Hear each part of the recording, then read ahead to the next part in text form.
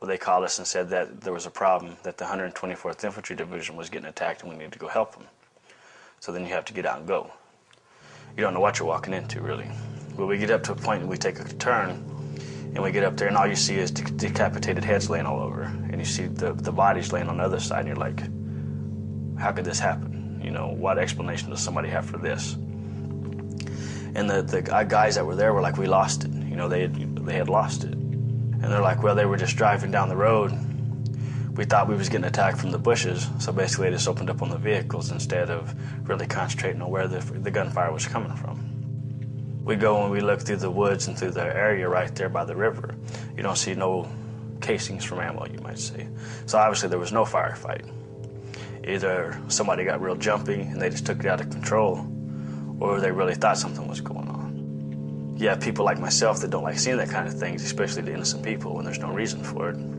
You have other people out playing soccer with the heads. I mean, you have people trying to run over them. I mean, and to me, it disgusted me because I can't believe people would do that to, it's a human body, it's a person. You know, they have family that love them just as well. They have mother, father, children, whichever. I don't care what people in the States would call me. Raping prisoners, shooting ambulances, bombing civilians, and burning cities is not my idea of honorable duty.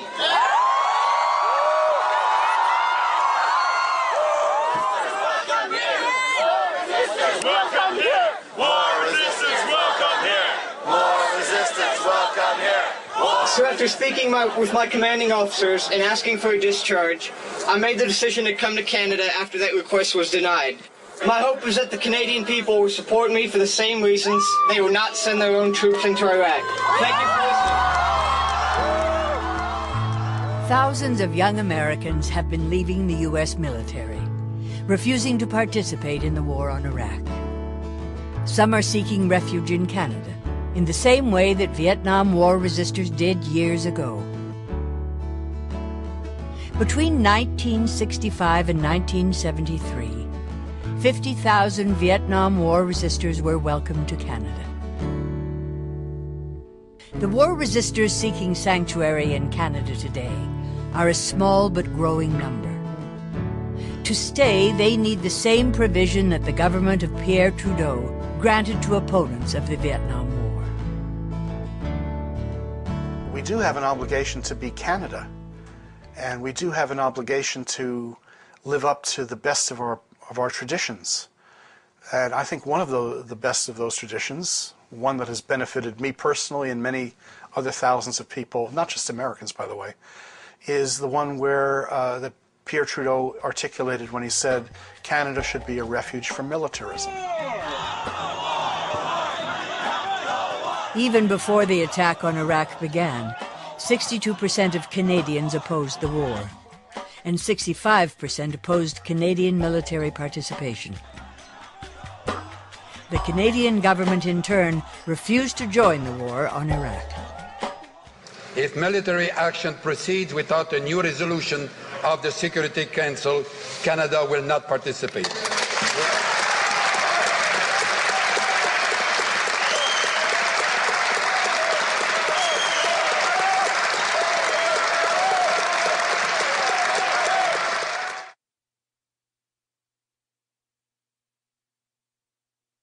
The war is illegal because there are only two grounds on which a war can legally be fought. One is that it's in self-defense. And self-defense doesn't mean there may be a threat to you. Self-defense means you're under attack. And the United States was not under attack. There was no attack imminent. Okay, that's one ground for the legality of war. The second ground is it's authorized by the Security Council of the United Nations by at least a majority. This got 4 votes out of 15 in the Security Council. The entire war in Iraq is lawless and illegal from the very beginning. It was based on lies. It was condemned as illegal by Kofi Annan, the Secretary General of the United Nations. We have multiple reports from returning soldiers talking about war crimes in Iraq. We've heard it from Human Rights Watch, Amnesty International, the Red Cross, about systematic torture within Iraqi jails. We have seen civilian targets, hospitals being attacked, emergency health clinics being attacked.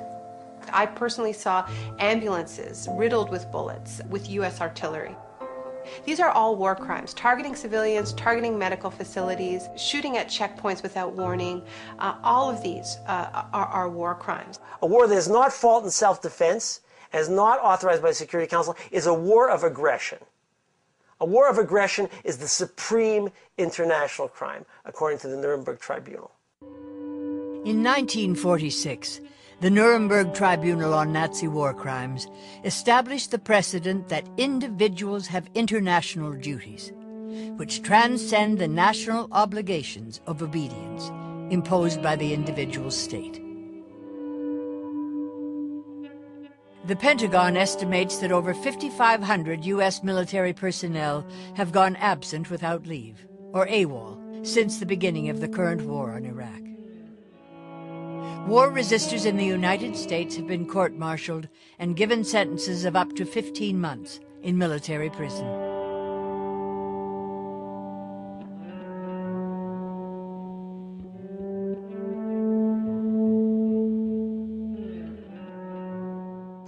I wanted health insurance, steady pay, and I wanted money for college. As a kid, I always wanted to be in the U.S. military, so it's something I always wanted to do. So when it came time for me to sign, or when I was of age, I gladly signed up. I was very patriotic, and I thought that was me, that I wanted, I was the guy who wanted to sort of die for his country if the cause was right. So that's why I joined. I did have this notion in my head of being a good guy and fighting for a just cause, so that's why I was willing to go into a combat job, so to say. I had this idea in my head of being the good guy. So once they started the Iraq War, and after it had been going on for quite some time, and it started to come out that basically they sent us over there to die for lies and false pretenses, that image in my head sort of was shattered, I guess you could say.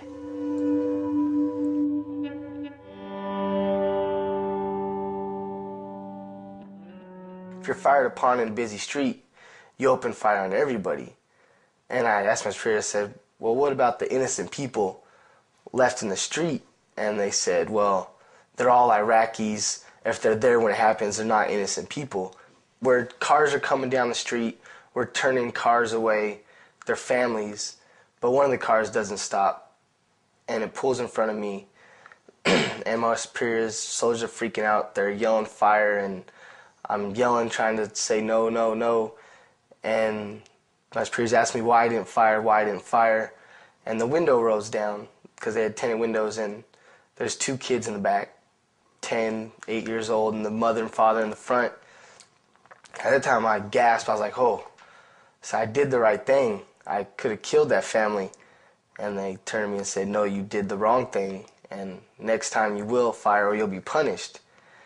And it was just thinking that, they want me to kill innocent people. It's one thing to kill a military person or I guess what they call as insurgents, but I just couldn't kill a child or a mother or a family. I have a family, I have sisters and brothers. Just kind of stunned me that they were asking me to do so. A week later, we shot 200 artillery rounds in the jaw, cannons. And I was talking to the superiors, they told me that we had killed a couple hundred people.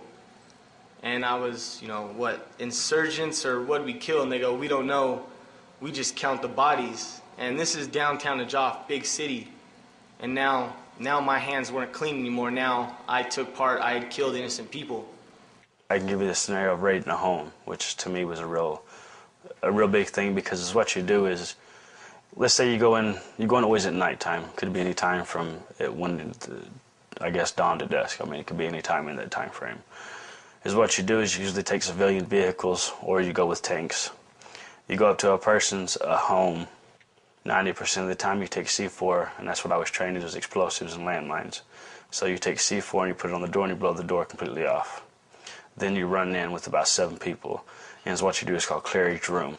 You take women and children and men, you put them at gunpoint until you rip the man then they go outside, what we call zip cuff, which is just basically